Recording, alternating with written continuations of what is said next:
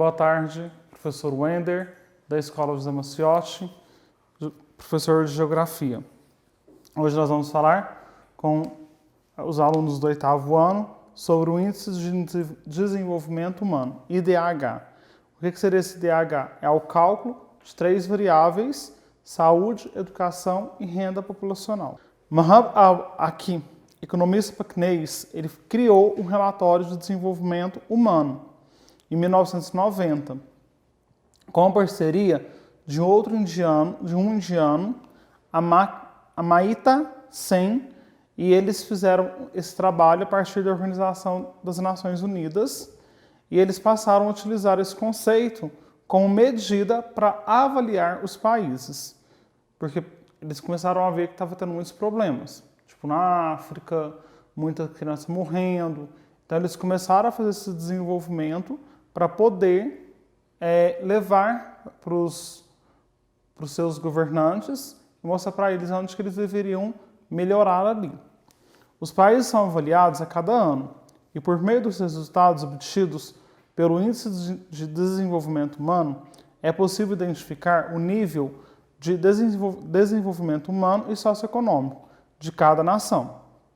Além disso, é por meio desses dados que as agências das Nações Unidas conseguem estabelecer estratégias de ajuda humanitária para as localidades locais necessitadas. Então, não tem esgoto em determinado país, na África, por exemplo. Eles vão fazer esse levantamento, vai ver por que as pessoas estão morrendo, o que está levando a essa morte, e eles vão começar a tentar a melhorar ali naquele lado. Então, o governante, o presidente, o prefeito daquele determinado local, ele tem que dar uma assistência para aquele pessoal ali. O IDH é um dado estatístico criado pelo Programa das Nações Unidas para o Desenvolvimento, PNUD, para contrapor os dados puramente econômicos utilizados para medir a riqueza dos países e analisar o desenvolvimento a partir da inclusão de outros fatores. O IDH é atualmente um dos principais pontos do relatório para o desenvolvimento humano. Divulgado nacional e globalmente, é um instrumento essencial para apresentar o desempenho socioeconômico mundial. Esse relatório, juntamente com o cálculo do IDH, permite que a ONU possa promover estratégias de intervenção em países que estejam necessitando da ajuda humanitária. É como eu falei logo atrás. Na África, por exemplo, está morrendo muita criança. O porquê que está morrendo muita criança? Vamos lá saber o que está acontecendo. Falta de esgoto, está faltando um medicamento, as crianças não estão tendo comida necessária. Então eles começam a fazer uma intervenção, para que o Estado ele introduza dinheiro naqueles determinados locais. O número representa quase 43% da população mundial, que a ONU calcula. Então, em média, a gente não pode dizer exatamente, tem mais ou menos 7,79 bilhões de pessoas em 2020. Esse total se encontra disperso pelo planeta e é de forma regular. No Brasil tem muito mais habitantes do que em outros países, pelo seu tamanho, pela sua estrutura geográfica. No deserto não tem habitante, porque é um lugar que não é habitável, onde tem muito gelo. Então, eles vão dividindo dessa forma. Então, as pessoas elas vão morando aonde é mais habitável. Então, o mundo ele não é dividido certinho. Um lugar tem mais gente, outro lugar tem menos pessoas, e assim vai fazendo com que a população tome conta de todo o planeta. A distribuição populacional de acordo com cada continente. Na América, 934,3 milhões de habitantes. Na África, 1,031 bilhão de habitantes. Na Europa, 749,6 milhões de habitantes. E na Oceania, 37,1 milhão de habitantes. Então, para tomar conta desse tanto de gente, para tomar conta desse tanto de coisa que acontece no mundo ao mesmo tempo, precisava de ter esse índice de desenvolvimento humano. Diminuir esses problemas, para que houvesse menos problemas nas cidades, nos países, a questão de morte, de guerra, tudo isso entra nesse desenvolvimento humano. Os critérios de IDH, O que leva em consideração são 3 critérios importantes. São saúde, educação e renda. Então, esses 3 critérios é o que vai ser o mais importante para que possa haver essa questão do IDH. Para que esses 3 critérios juntos, eles possam mostrar aonde estão os problemas. Como, por exemplo, a pandemia que está acontecendo agora. O Índice de Desenvolvimento Humano, ele vem, faz esse levantamento e mostra onde está morrendo mais gente, onde está morrendo menos pessoas, o que está levando essas pessoas a morrer. Será que é ficar dentro de casa? Será que é por questão de idade? Então, tudo isso tem essas colocações. No critério da saúde, é levado em consideração a qualidade de vida, especificamente a esperança de vida ao nascer. Isso significa que é importante saber quando a população tem acesso a medicamentos, vacinas, tratamento de saúde, entre outros.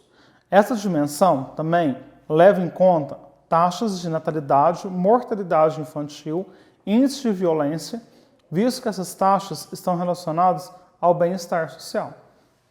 Então, o IDH faz o levantamento e vê ali a média de idade de pessoas. No Brasil, a média é de 75 a 80 anos.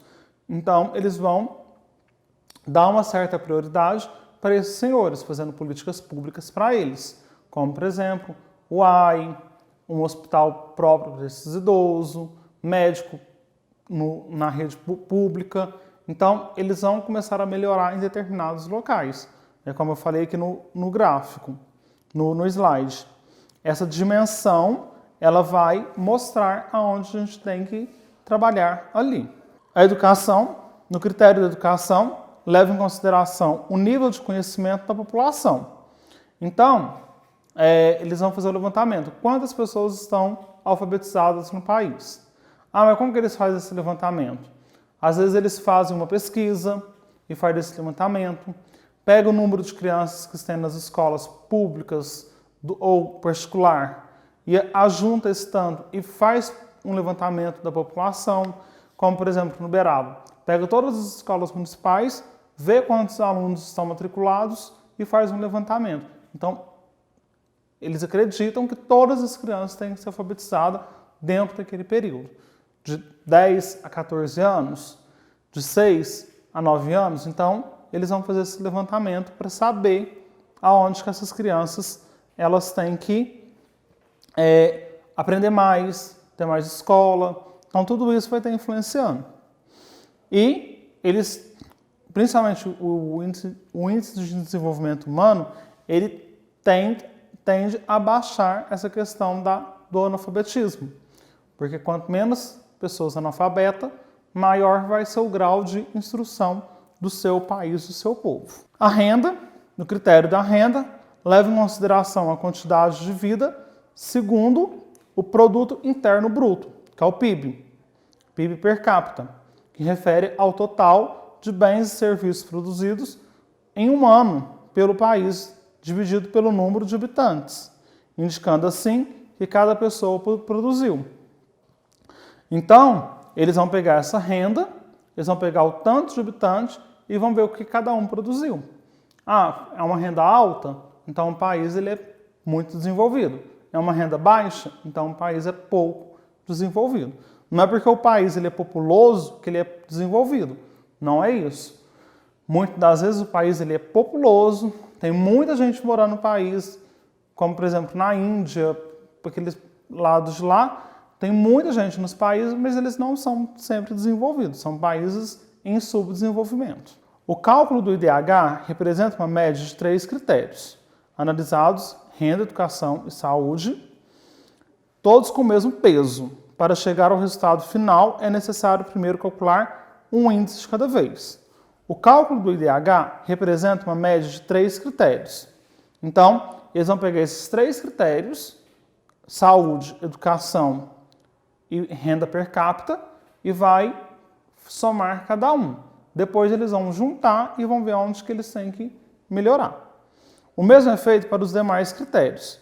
Para chegar à média do grau de instrução, estipula-se também vários valores máximos e mínimos. Espera-se, por exemplo, que 100% da população seja alfabetizada e o mínimo que nenhuma pessoa não seja alfabetizada. Portanto, 0 específicas, que é uma taxa de alfabetização e realiza-se o cálculo. O mesmo é feito para a média de quantidade de vida. Então, para vocês verem aí que eles vão pegar essa taxa de alfabetização para realizar o cálculo. Então, eles não querem chegar a 0, porque se chegar a 0 é uma qualidade péssima. Então, tem várias pessoas não alfabetizadas. Então, 0 é ruim e 1 é a média boa. Ao chegar a esses 3 resultados, fazem a média final entre os 3 para chegar ao valor do IDH. O resultado mais próximo de 0 significa uma qualidade de vida ruim para o país, demonstrando que há deficiências nos setores de educação, saúde e economia. Quando o resultado estiver mais próximo de 1, significa que o país apresenta boa qualidade de vida, demonstrando que há eficiência nas políticas públicas voltadas para os 3 critérios: saúde, educação e a questão da renda per capita. Então, ou o país ele vai estar em baixo desenvolvimento, médio desenvolvimento, alto desenvolvimento e muito alto desenvolvimento. Então, nós vamos ver aí quais são os países que estão em alto desenvolvimento. Os países da Europa, Estados Unidos. Então, eles vão estar em outro nível, porque o Brasil está próximo do 0. Vocês vão ver a tabela do próximo slide. Vocês podem perceber que o Brasil está em 69º lugar.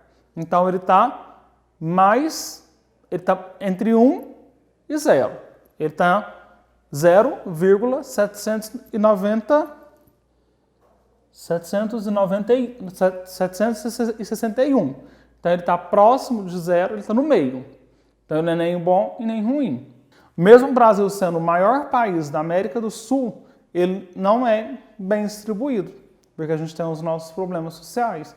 A gente não tem boa qualidade de saúde, não tem boa educação. Então, a gente precisa melhorar muito para chegar aonde a gente quer, nessa referência do IDH. Vai entrar o BRICS também, que são os 5 países: Brasil, Rússia, Índia, China e África do Sul.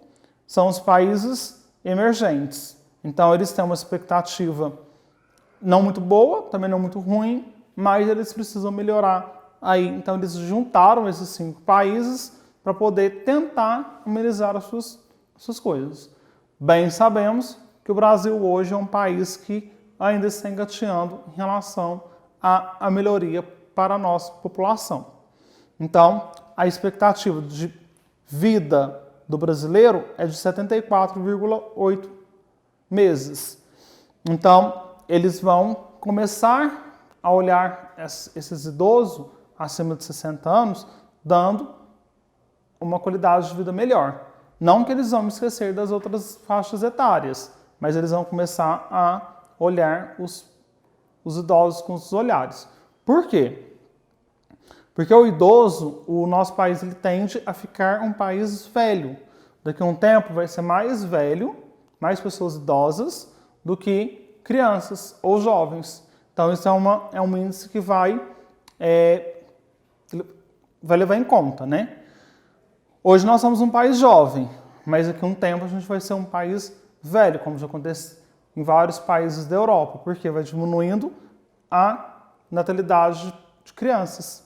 Então, por exemplo, menos mulher engravidando. Antigamente, as mães tinham 2, 3, 4 filhos, hoje já tem 1, tem casal que não tem nenhum. Então, por isso que vai diminuindo a vida jovem do país, e vai ficando uma vida mais velha. Aqui eu coloquei um outro gráfico para mostrar para vocês que também tem um índice de desenvolvimento humano municipal. Uberaba está em 15º lugar. É ruim? Não, não é. Uberaba está entre as 20 melhores cidades do estado de Minas Gerais, dentro do IDH. Ah, mas esse número é fixo? Não, Uberaba pode subir. Uberaba, até o final do ano, ele pode estar entre as 10 melhores. Ele está entre as 20, mas ele pode estar entre as 10 melhores. Então, esse índice ele vai subir e vai abaixar. Tem vários fatores que levam a esse ranking. Como eu falei para vocês, vamos pegar, por exemplo, houve uma incidência de médico sair da rede pública, de qualquer cidade, de qualquer lugar. Então, vai haver menos atendimento às pessoas. Então, o IDH ele vai abaixar na referência da saúde. Isso vai interferir em outros locais. De acordo com o PMDU, combinar políticas nas esferas sociais como educação, saúde é o segredo para se avançar nos índices de desenvolvimento humano. O resultado do ranking mundial, portanto, permite-nos dizer que os países que se encontram no topo da lista apresentam melhores políticas voltadas a essas áreas. Então, esse é o objetivo de todo o país. Como, por exemplo, na Europa, como eu já falei. Na Holanda, por exemplo. Suíça, por exemplo. Na Suíça é o melhor lugar para se viver. Por quê? Porque lá tem boa saúde, lá tem boa educação, lá as pessoas, o índice de violência é pouco. Então, é isso que leva o país a ser um dos melhores países do mundo para se viver. Obrigado, fiquem em casa e se cuidem. Até a próxima aula.